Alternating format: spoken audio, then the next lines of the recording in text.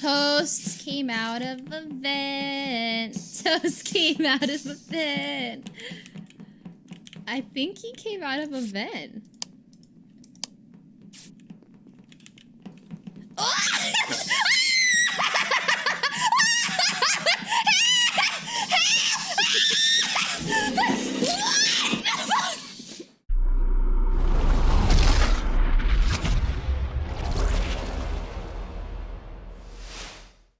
Hey guys, thanks for watching another Among Us Academy video. Today we'll be going through the ultimate Skeld door guide, how to improve your imposter gameplay by sabotaging the doors efficiently and effectively on the Skeld map. Credit to a lot of content in this video goes to Reddit user 0kyeat0.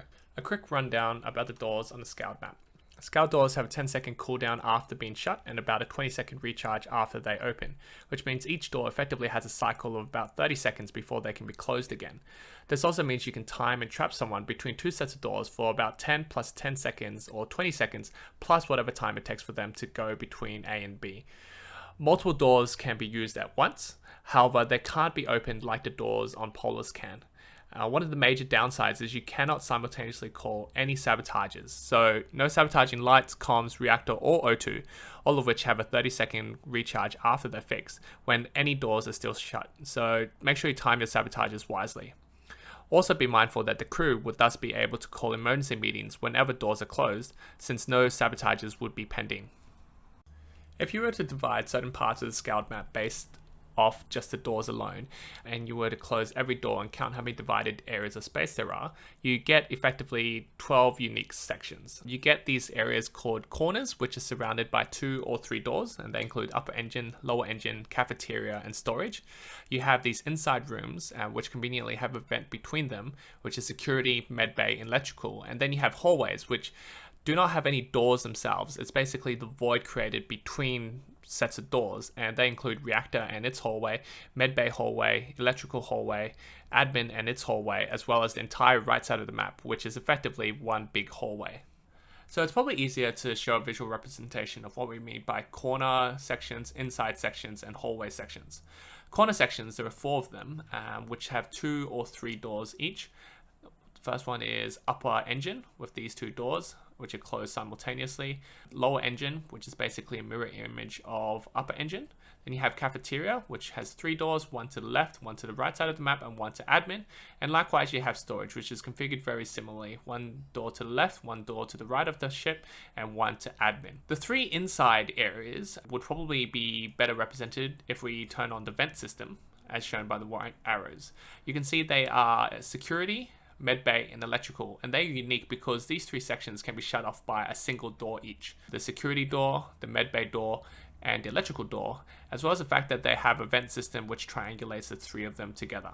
The next section would be called the hallway sections, and these don't actually have any sabotage door functions. They are basically made up of the void between the corner doors as well as the inside doors, and those sections include reactor and its hallway, the upper medbay hallway, the lower electrical hallway, admin and its hallway, as well as the entire right side of the map is basically one large hallway. There is no door or doors to sabotage on the right side. It's effectively a big void between the cafeteria as well as the storage doors. So you can think of the right side of the map as one large pink hallway. To use the doors optimally, we have to understand movement theory. So players basically have 2 options about closed doors. They can either stay and wait for it to open back up and walk through. For example, they can do a task while they wait in electrical and wait the full 10 seconds, or they can turn around and move away from the locked door and move somewhere else. Obviously, if they're locked in the room, they'll have to wait for the doors to open back up, but if they're locked out of a room, they can do either option.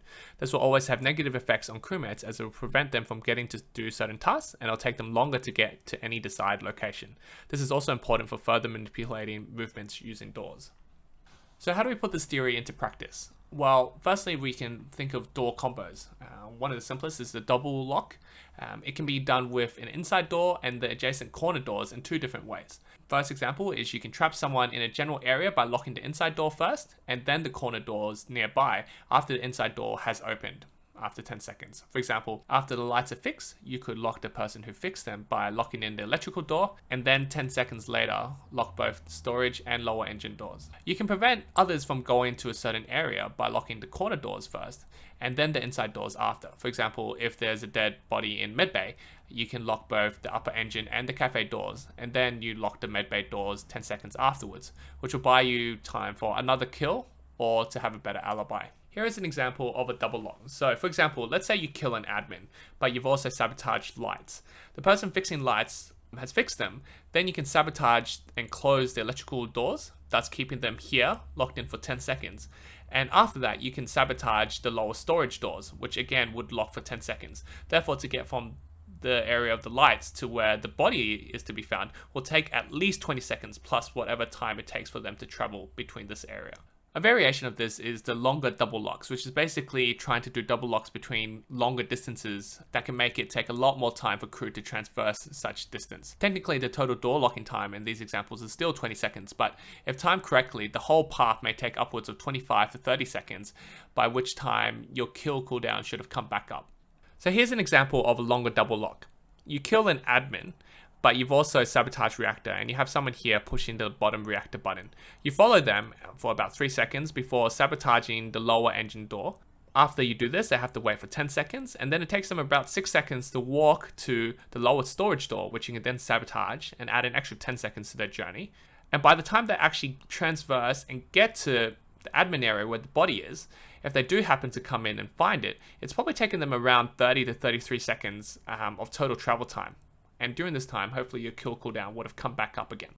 Here's an example of a triple lock. For example, you kill in security and you sabotage comms. Someone who's just fixed comms would have to then go 3 seconds to get to this door, which you can then sabotage. Takes them about 10 seconds. And then once they go through, they probably have to transfer this door to this door for about another 6 seconds. And then they wait here for 10 seconds. And then after they wait here for 10 seconds, they transverse here, taking about 3 seconds, and you can close the third door, the security door, where even if they can see the body, they can't report it through a door, where they wait another 10 seconds. So the total travel time can be somewhere around 41 seconds for this whole journey. Another example is, let's say you're on 4 and you sabotage lights. You can kill someone in Café, and then as soon as lights are fixed, you close the door. So they basically instantly get to the door. They have to wait 10 seconds. Usually their instinct is to go back and push the button. Then you sabotage the lower storage doors. Takes again 10 seconds for them to refresh. And then after they walk up here, you sabotage the Café doors, and they again take 10 seconds. So the total travel time between the person who fixed lights to Café is about 38 seconds, give or take. And this is often enough for you to have your kill cooldown up and to get another kill. Here are some other door tips. Firstly, lock the cafe doors at the start of each round. There's no downside to doing this. You basically shaved 10 seconds off your kill cooldown while everyone is stuck in cafe. They can't go anywhere except a couple of people that may have tasks there. You should also know that you cannot report a body through a door and use this to your advantage. So make sure you don't panic if a crewmate is just about to walk into a body on the other side of the door, because they won't be able to report it for the full 10 seconds the doors are closed. And during this time, hopefully you can think of a solution.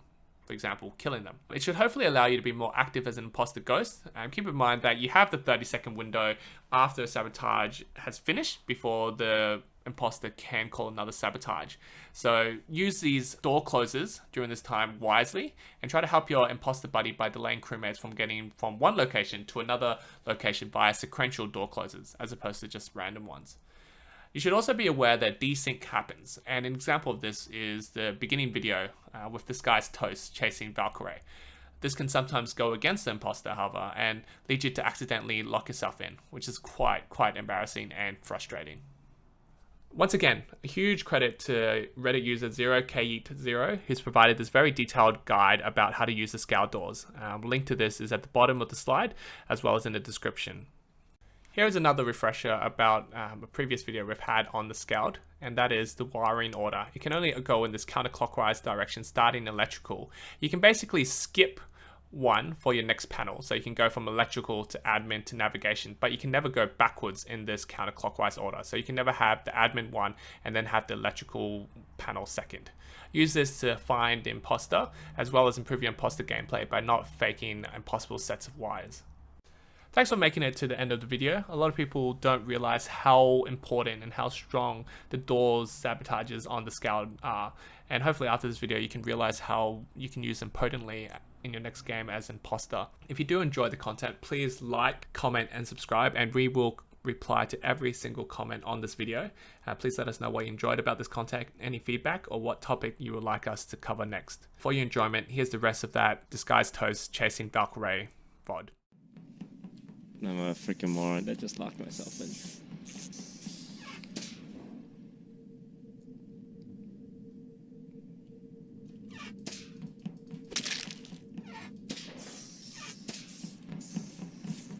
Toast came out of a vent. Toast came out of a vent.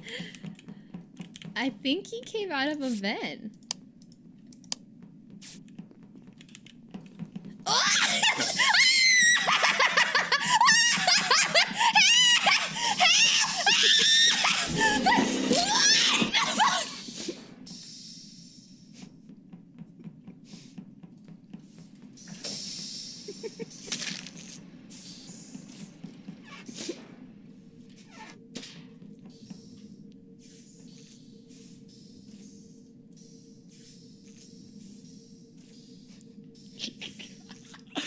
Ooh, I am a trained freaking assassin. Let's go, baby.